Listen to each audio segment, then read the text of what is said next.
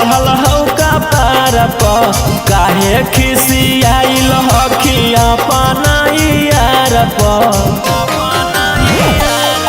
अगेरिया के लहर काहे चढ़ल हौ का पार पर काहे खिसियाइल हखिया पनाइयार पर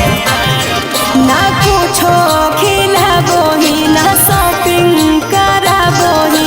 छोड़ा बाजार के भाड़ा दे के भगा दोही खाली माजा मार के भाड़ा दे के भगा दोही खाली माजा मार के।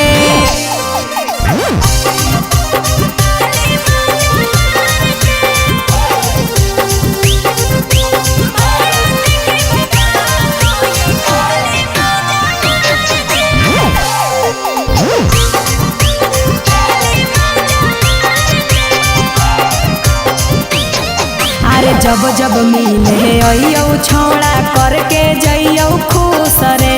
तब काहे बनो ही तू एतना कौन जूस रे।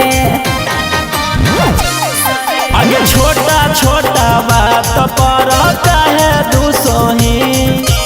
अपना लभरावा से हरदम रुसोही ना कुछो खिलाबोही ना शॉपिंग कराबोही छोड़ा बाजार के भाड़ा दे के भगा दोही खाली माजा मार के भाड़ा दे के भगा दोही खाली माजा मार के।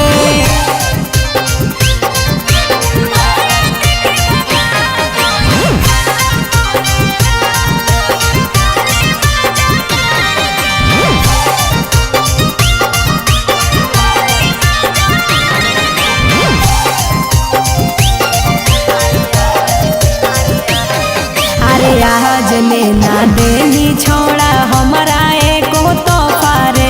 बेरी बेरी अपने निकालो हनी मौका रे। आगे राजा रौशन रोहिया तोरा सब करतौ पूरा इतना जल्दी काहे सोनवा मान जाही बुरा ना कुछो